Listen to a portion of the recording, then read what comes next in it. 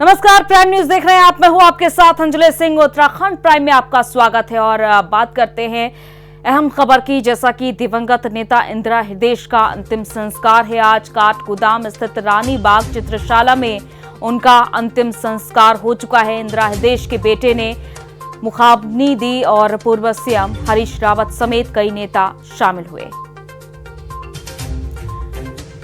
इंदिरा हृदयेश का निधन हो गया था कल, और जैसा कि आज उन्हें अंतिम विदाई दी गई और इसके बाद दिवंगत नेता इंदिरा हृदयेश को अंतिम विदाई देने के बाद उनका अंतिम संस्कार किया गया। काठगोदाम स्थित रानी बाग चित्रशाला में उन्हें मुखाग्नि दी गई है। उनके बेटे ने मुखाग्नि दी। पूर्व सीएम हरीश रावत समेत कई दिग्गज नेता अंतिम संस्कार में शामिल हुए। हल्द्वानी में उनका अंतिम संस्कार किया गया। काठगोदाम स्थित रानी बाग चित्रशाला में उनका अंतिम संस्कार हुआ। एक बेहतर नेता प्रतिपक्ष इंदिरा हृदयेश, जिनको हाल ही में कोरोना भी हुआ था और लंबी बीमारी के बाद उनका निधन हो गया। आज इंदिरा हृदयेश को विदाई दी गई अंतिम, और उनका अंतिम संस्कार किया गया।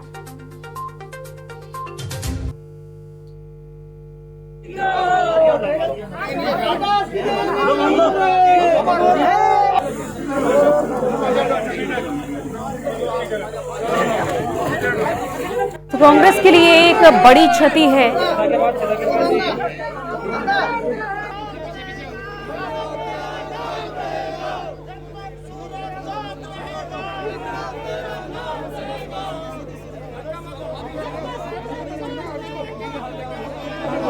इच्छाएं तो उनकी यही थी कि लोगों के लिए कैसे दिन रात मेहनत करी जाए। इच्छा उनकी ये भी थी कि कैसे 2022 में मिशन फतेह कांग्रेस करे, और इच्छा ये भी थी कहीं ना कहीं व्यक्तिगत तौर से अगर बात करी जाए कि वो शायद प्रदेश का संपूर्ण नेतृत्व करने का उन्हें एक बारी अवसर मिल जाए।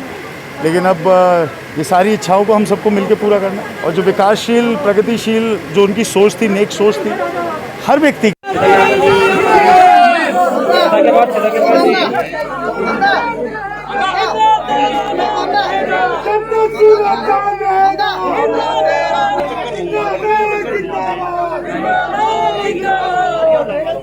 और हल्द्वानी से हमारे संवाददाता मुकेश हमारे साथ इस खबर पर जुड़ चुके हैं।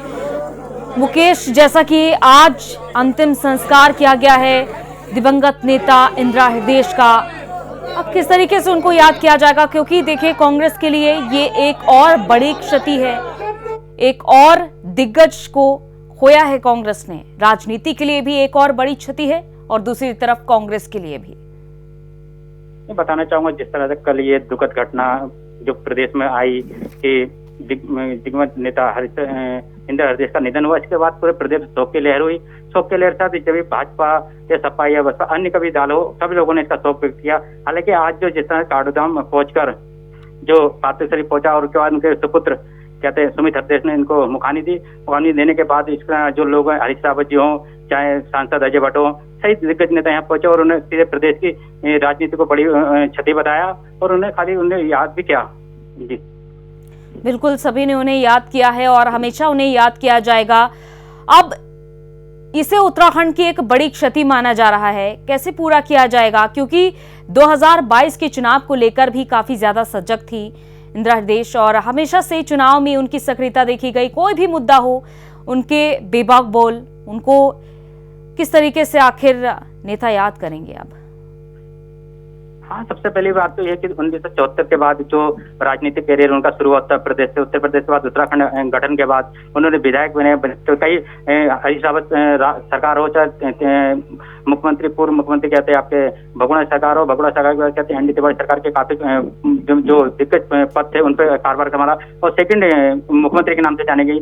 हालांकि जिस तरह का ये नुकसान है वो कांग्रेस का सबसे ज्यादा नुकसान है, और हाल जिसमें इस तरह के जो बयान आ रहे हैं, हालांकि मुख्यमंत्री ने शोक व्यक्त कहा है कि ये क्षति अपूर्ण क्षति है, जिसका पूरी भरपाई नहीं हो पाएगी। बिल्कुल। मुकेश, अंतिम संस्कार के दौरान कौन कौन शामिल रहा राजनीतिक गलियारे से? राजनीतिक लिहाज से देखा जाए सबसे पहले मुख्यमंत्री तीरथ सिंह रावत ने आके परिवार में को श्रद्धांजलि दी और बाद में उनको कहते हैं श्रद्धांजलि अर्पित करी। उसके बाद की जितने भी प्रदेश के लेवल तक कांग्रेस के हों, बीजेपी, सपा, बसपा, जितने बड़े नेता हैं सभी ने आके उनको अंतिम यात्रा में शामिल हुए और उनको कहते हैं श्रद्धांजलि अर्पित की। जैसे देखा जाए तो पूर्व मुख्यमंत्री हरीश रावत, सांसद अजय भट्ट और पूर्व विधानसभा अध्यक्ष गोविंद कुंजवाल और चाहे हरीश धामी सहित कई नेता यहाँ मौजूद है। चलिए, बहुत बहुत शुक्रिया मुकेश तमाम जानकारी के लिए।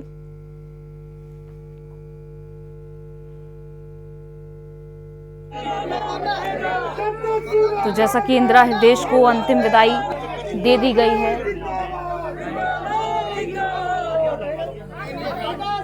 हालांकि ये राजनीति की एक और बड़ी क्षति है जिसे पूरा नहीं किया जा सकता। एक के बाद एक दिग्गजों को हमने खोया है।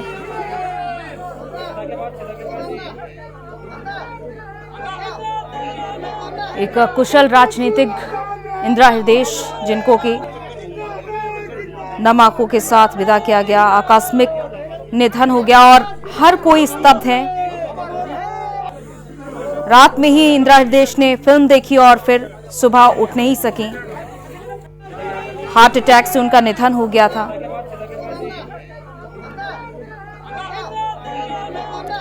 तो इंदिरा हृदय के बेटे सुमित हृदय ने मुखाग्नि दी। हमेशा मुखर रही हैं, कोई भी मुद्दा हो उनके जिस तरीके से बात रखने का एक स्पष्ट तौर पर जिस तरीके से वो बात रखती थी, उसके लिए उन्हें हमेशा याद किया जाएगा।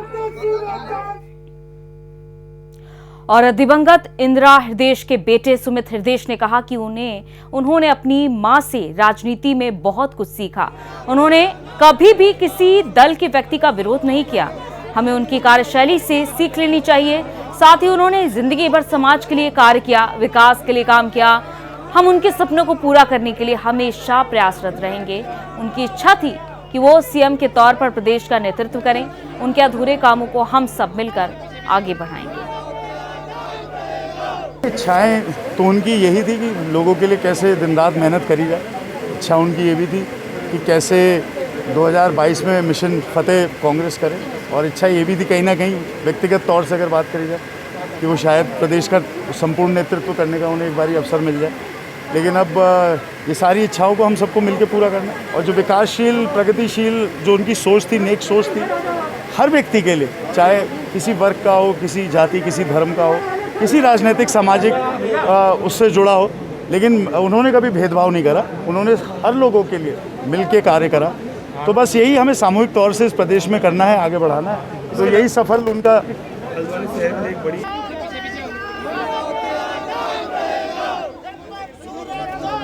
तो इंदिरा हृदय जिन्होंने 1974 में उत्तर प्रदेश के विधान परिषद में पहली बार वो चुनी गई थी और लगातार 3 बार विधान परिषद के लिए चुनी गई थी। माफ कीजिएगा, 4 बार विधान परिषद के लिए चुनी गई थी और लगातार उत्तराखंड विधानसभा में नेता प्रतिपक्ष भी बनी रही। पूरी प्रखरता से उत्तराखंड के मुद्दों को सदन में रखा।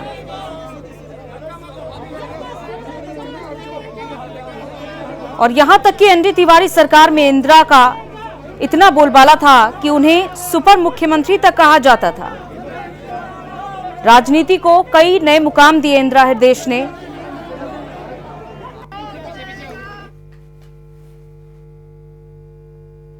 और नेता प्रतिपक्ष इंदिरा हृदय के निधन के बाद उत्तराखंड में एक दिन का राजकीय शोक घोषित किया गया है। आज प्रदेश सरकार के कार्यालय बंद रहेंगे और राजधानी देहरादून और नैनीताल में झंडे झुकाए जाएंगे।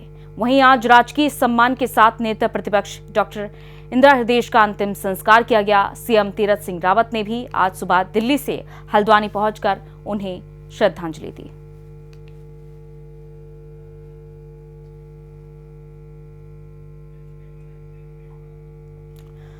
और संवाददाता जितेंद्र पेटवाल हमारे साथ जुड़ चुके हैं। जितेंद्र, जैसा कि एक दिन का राजकीय शोक मनाया जाएगा क्योंकि इंदिरा हृदय जैसा एक बेहतर नेता खोया गया है, और बिल्कुल इसे किस तरीके से देखा जाए, क्योंकि ये एक अपूर्णीय क्षति है राजनीति के लिए, और यहाँ तक कि उन्हें सुपर मुख्यमंत्री तक कहा गया था उनके कार्यों को देखते हुए। जी देखिए, इंदिरा हृदय जो दिवंगत हो चुकी हैं, उनका एक अपना व्यक्तित्व था, अपना राजनीतिक अनुभव था, और क्षति है, बहुत बड़ी क्षति है। खासतौर पर कांग्रेस के लिए तो क्षति है, लेकिन पूरे प्रदेश के लिए भी इसे क्षति मान सकते हैं, क्योंकि विकासशील कोई राजनेता होता है तो उसकी कमी हर किसी को खलती है। राजनीतिक व्यक्तियों को ही नहीं बल्कि आम जनमानस को भी उसकी कमी खलती है, क्योंकि उसके जैसे विकास करने वाला कोई दूसरा भविष्य में हो या ना हो, उनके कार्यों को याद किया जाता है। उन्हीं में से एक इंदिरा हृदय थी, जिन्होंने अपनी लंबी राजनीतिक पारी में कई ऐसे मील का पत्थर साबित किया है जो उनकी द्वारा चलाई गई योजनाएं हों या उनके विकास कार्यों को हों। खासतौर पे कुमाऊं क्षेत्र के लिए इंदिरा हृदय हमेशा सक्रिय रहती थी, क्योंकि उनकी जो विधानसभा थी वो भी उसी क्षेत्र में पड़ती थी, और पक्षी नहीं विपक्ष के लोग भी उनकी बुद्धिमत्ता, उनकी कार्यशैली से प्रभावित थे और समय समय पर उनका मार्गदर्शन लेते रहते थे, चाहे बीजेपी के नेता हों चाहे कांग्रेस के नेता हों। अपूर्णीय क्षति है, कांग्रेस के लिए तो है लेकिन पूरे प्रदेश के लिए भी है, क्योंकि विकास में इसका असर पड़ता है। कोई दूरगामी सोच और दूरगामी सोच का कोई व्यक्तित्व होता है, उसका अचानक चले जाना तो दुखद होता ही है। उन्हीं में से एक इंदिरा हृदय थी, जो आज हम सब लोगों के बीच में नहीं हैं, और हमारी तरफ से भी, हमारे चैनल की तरफ से भी। बिल्कुल जितेंद्र, जैसा कि इंदिरा हृदय के बेटे सुमित हृदय ने भी ये बात कही कि इंदिरा हृदय उन्होंने खुद काफी कुछ सीखा है, क्योंकि कभी भी इंदिरा हृदय ने किसी का विरोध नहीं किया। जो भी बातें रखी उन्होंने साफ और स्पष्ट तौर पर रखी हैं। एक बेहतर नेता प्रतिपक्ष रही हैं इंदिरा हृदय। राजनीति में आरोप और प्रत्यारोप हमेशा चलते रहते हैं, और बिना विरोध के विपक्ष कभी जीवित नहीं रह सकता है। विपक्ष का धर्म होता है सरकार की जो गलत नीतियां हैं उनका विरोध करना, और जो सही नीतियां हैं उनका समर्थन करना। तो उन्हीं में से एक राजनेता इंदिरा हृदय भी थी, जो समय समय पर सरकार को चेताया करती थी, चाहे वो नेता प्रतिपक्ष रही हो, चाहे वो विधानमंडल दल की में जब वो एक मंत्री के तौर पे थी, तब भी वो अपने कार्य अनुभव से जनता को लाभान्वित करते थे, और नेता प्रतिपक्ष के रहते हुए भी उन्होंने सरकार को कई बार मजबूर किया है अपने निर्णयों को वापस करने के लिए। तो वो भी प्रदेश हित में एक बहुत बड़ा योगदान होता है किसी विपक्षी पार्टी का और उस विपक्षी पार्टी के दलीय नेता का। तो इंदिरा हृदय ने अपने कार्यकाल में उसको बखूबी निभाया है और एक मिसाल कायम की है, चाहे विकास की हो, चाहे सरकार को घेरने की हो, सड़क से लेके सदन तक। तो उन सभी विधाओं में वो पारंगत थी और उन्होंने अपना काम भी किया है। तो ऐसे में एक क्षति तो उत्तराखंड की राजनीति में हुई है, तो सबके लिए दुखद पहलू है। बिल्कुल, बने रहिए आप हमारे साथ जितेंद्र। और देहरादून से आज की बड़ी खबर सामने आ रही है। उत्तराखंड में स्टाफ नर्स की परीक्षा स्थगित कर दी गई है। 15 जून को ये परीक्षा आयोजित होने वाली थी, यानी कि कल ही ये भर्ती परीक्षा आयोजित होने वाली थी, लेकिन अचानक से ये परीक्षा स्टाफ नर्स की स्थगित कर दी गई है। 2621 पदों पर यह परीक्षा होनी थी, लेकिन अचानक से इस परीक्षा को स्थगित कर दिया गया। अब तक 2 बार ये परीक्षा स्थगित हो चुकी है। भर्ती परीक्षा की तारीखों का जल्द ही ऐलान हो सकता है, तिथि जल्दी घोषित की जाएगी, लेकिन अचानक से ये भर्ती परीक्षा स्थगित कर दी गई। जितेंद्र पेटवाल हमारे संवाददाता इस खबर पर हमारे साथ जुड़े हुए हैं। जितेंद्र, अचानक से ये स्टाफ नर्स की भर्ती परीक्षा स्थगित करनी पड़ी, क्या कारण रहे कि 2 बार अब तक ये परीक्षा स्थगित की जा चुकी है? जी देखिए, जो हमारे बेरोजगार नौजवान थे उनके लिए ये थोड़ा सा धक्का लगने वाली बात है, क्योंकि हर आदमी चाहता है कि प्रदेश में जो राजनीतिक सेवाओं में उनको जुड़ने का अवसर मिले, उसके लिए वो तैयारी भी करते हैं और काफी लंबे समय से उसमें लगे भी रहते हैं। अचानक से अगर इस तरीके की सूचनाएं आती हैं कि 2 दिन बाद कोई परीक्षा होनी हो और वो अचानक से स्थगित हो जाए, तो ये उन बेरोजगारों के लिए बड़ा दुख की बात होती है और मायूसी भी उनको हाथ लगती है। स्टाफ नर्स में भी यही सब देखने को मिला है। 2 बार ये भर्ती कैंसिल हो चुकी है। हालांकि सरकार कोई पत्ते खोलने को तैयार नहीं है, ना बताने के लिए तैयार है कि आखिर क्यों निरस्त की गई है। बस एक शासनादेश जारी हो जाता है कि अपरिहार्य कारणों से इसे निरस्त किया जाता है। वो अपरिहार्य कारण ना आज तक हम लोग समझ पाए, न सारे सरकारी नुमाइंदे समझ पाते होंगे, लेकिन ये रस्म अदायगी होती है कि एक कागज में किसी संबंधित अधिकारी के सिग्नेचर करके लिख दिया जाता है कि अपरिहार्य कारणों से इसको निरस्त किया जाता है। वो अपरिहार्य कारण शायद उन अधिकारियों को, उन सरकारों को नहीं दिखता कि जो बेरोजगार युवा 1 साल नहीं, 2 साल नहीं, 4 साल नहीं, बल्कि कई कई युवा तो ऐसे 10-10 साल अपने जीवन को बनाने के लिए संघर्ष में लगे रहते हैं और उन्हें एक सपना होता है कि हम मेहनत कर रहे हैं, संघर्ष कर रहे हैं, किसी कंपटीशन की तैयारी कर रहे हैं, उसके बाद हमारी सरकारी नौकरी लगेगी। तो ये बड़ा दुखद पहलू होता है। इसको कोई जनप्रतिनिधि आज बताने को तैयार नहीं है कि वो अपरिहार्य कारण क्या है जिसके लिए 2-2 बार स्थगित करनी पड़ रही है। मुझे तो नहीं लगता कि ऐसी कोई विशेष परिस्थितियां रही होंगी प्रदेश में या कोई इतनी बड़ी आपदा आ गई होगी कि कल जो भर्ती परीक्षा, जो लिखित परीक्षाएं होनी है उनको रद्द कर दिया जाए। अब इस बारे में जरूर ये सोचनीय और चिंतनीय विषय है कि ऐसे अपरिहार्य कारण सरकारों के लिए क्या हो जाते हैं। बिल्कुल, देखिए ये स्टाफ नर्सेस की जो परीक्षार्थी हैं उनके लिए एक मायूसी भरी खबर है, क्योंकि एक ही दिन पहले अचानक से ये परीक्षा स्थगित करनी पड़ी है। देखिए काफी लंबा वक्त निकाल कर लोग परीक्षाओं की तैयारी करते हैं, लेकिन अचानक से परीक्षाएं जब स्थगित कर दी जाती हैं तो मायूसी ही होती है। जाहिर सी बात है, मायूसी तो हाथ लगती है और कोई इस चीज को स्पष्ट करने के लिए भी सामने नहीं आता कि ये कारण क्या होते हैं। 2-2 बार ये परीक्षा रद्द हो गई है, तो ऐसे में शक की सुई भी घूमती है कि कहीं किसी का कोई आपसी तालमेल तो नहीं है, कहीं इसमें कुछ गड़बड़ी होने की आशंका तो नहीं है। खैर ये तो हम अनुमान ही लगा सकते हैं, स्पष्ट तो इसको सरकार में बैठा जो तंत्र है, जो इन सब चीजों को देखता है, वही स्पष्ट कर पाएगा कि इसके कारण क्या रहे। लेकिन जो भी है वो दुखद है और मायूसी भरा ये लम्हा है उन परीक्षार्थियों के लिए जिन्हें कल अपनी परीक्षाएं देनी थी। जी चलिए, बहुत बहुत शुक्रिया जितेंद्र तमाम जानकारी के लिए।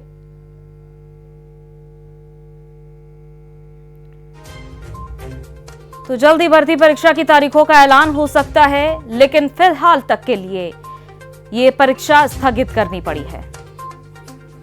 क्या कुछ कारण रहे हैं परीक्षा को स्थगित करने की, ये अभी स्पष्ट नहीं हो पाया है।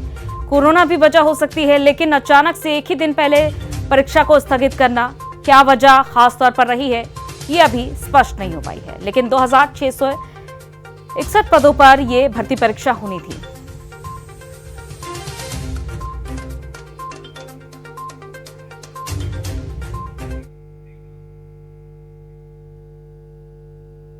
और रुड़की में एडीबी की लापरवाही से बड़ा हादसा हो गया। गड्ढे में गिरने से ये बाइक सवार घायल हो गया। घटना की तस्वीरें सीसीटीवी में कैद हुई हैं।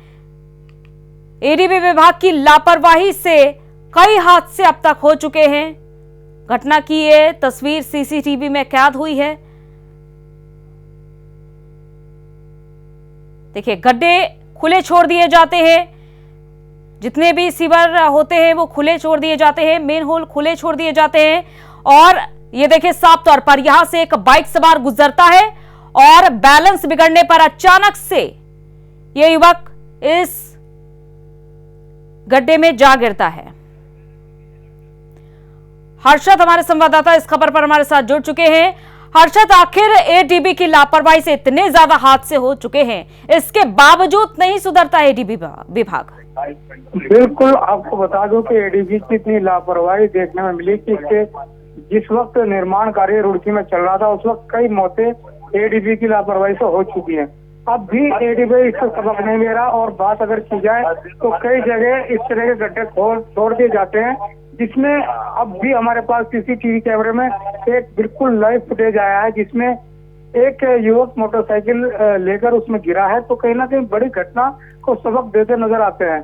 अगर बात की जाए रुड़की में एडीबी ने सीवर लाइन बिछाई है, उसी में जगह जगह कई जगह तो बिल्कुल धाराशायी हो चुका है इसका सीवर।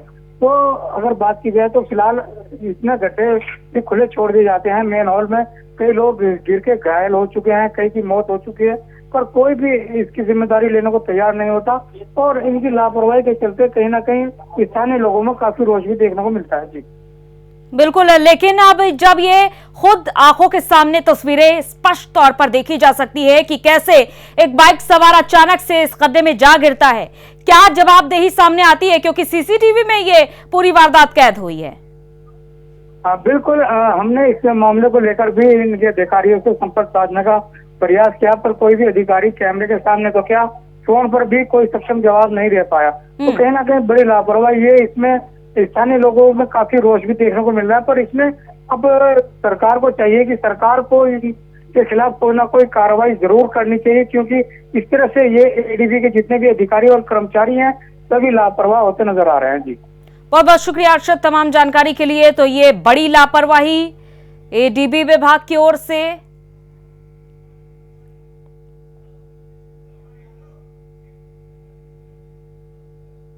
रांधी धारचूला को जोड़ने वाली सड़क 3 दिनों से बंद पड़ी है, जिसे लेकर ग्रामीणों में काफी ज्यादा आक्रोश देखा जा रहा है। और ऐसे में ग्रामीणों का कहना है कि सड़क के बंद होने से फल, सब्जी, दूध बाजार तक नहीं पहुंच पा रहे हैं, जिसे लेकर ग्रामीणों ने शिकायत भी की, लेकिन फिर भी इनकी सुनने वाला कोई नहीं है। सड़क यहां पर बंद है, ग्रामीण बहुत ज्यादा परेशान हैं, लेकिन इनकी सुनने वाला, सुन लेने वाला कोई नहीं है। शिकायत भी की गई, ग्रामीणों की ओर से काफी बार शिकायत की गई, लेकिन इस सब के बावजूद अनदेखी की जा रही है, ग्रामीणों की नहीं सुनी जा रही। तो ऐसे में जितने भी फल सब्जी विक्रेता हैं या फिर जिस तरीके से लोगों को समस्याएं आ रही हैं, उनका समाधान नहीं हो पा रहा है, शिकायत के बावजूद समाधान नहीं हो रहा है। मोटर मार्ग वियोगत 3 दिन से बंद पड़ा है। सूचना के बाद भी संबंधित विभाग मोटर मार्ग को नहीं खोल रहा है। आज मेरे द्वारा लोक निर्माण विभाग के जेई साहब को सूचना दी गई तथा जेई साहब ने अवगत कराया कि मैं अभी जेसीबी की व्यवस्था करके मोटर मार्ग को खोलूंगा। और ऊपर से प्रधानमंत्री ग्रामीण सड़क योजना का निर्माण चल रहा है। एनपीसीसी के द्वारा मलबा फेंका गया था। एनपीसीसी के अधिकारियों को सूचित करने के बाद भी एनपीसीसी के अधिकारी रोड खोलने को मना कर रहे हैं। ग्रामीण 3 दिन से परेशान हैं। दूध सब्जी लेने वालों की दिक्कत आ रही है तथा खाद्यान्न आपूर्ति करना है, खाद्यान्न की व्यवस्था करनी है। गांव में सड़क बंद होने से खाद्यान्न नहीं पहुंच पा रहा है। मेरा आपके चैनल के माध्यम से निवेदन है कि बंद मोटर मार्ग को खोलने के लिए संबंधित विभाग को निर्देशित किया जाए। और जोशीमठ के ऋषिगंगा में लगातार बढ़ते जल स्तर से ग्रामीण काफी ज्यादा परेशान हैं, जहां बढ़ते जल स्तर के कारण सीमांत गांव रैनी में मलारी नीति बॉर्डर को जोड़ने वाला वैली ब्रिज खतरे की जद में आ चुका है। तो वहीं बीआरओ ने ब्रिज को बचाने के लिए देर रात से ही कार्य शुरू कर दिया। आपको बता दें कि बीते 3 दिनों से लगातार बारिश हो रही है, जिसके कारण ऋषिकेश का जल स्तर बढ़ चुका है।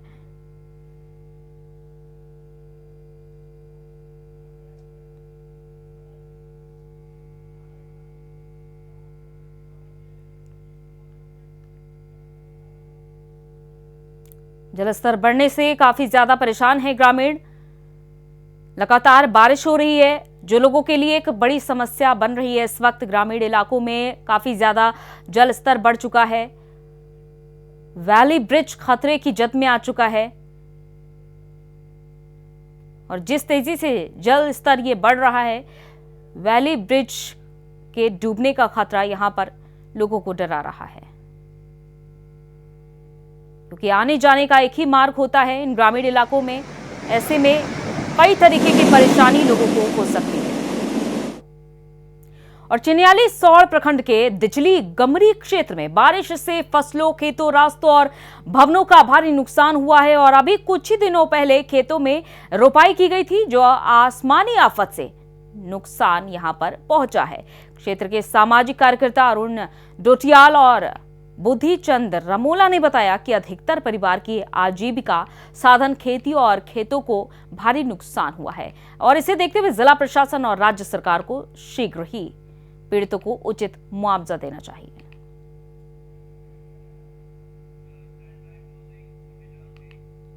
इसी के साथ उत्तराखंड की खास खबरों में फिलहाल इतना ही। इजाजत दीजिए, नमस्कार।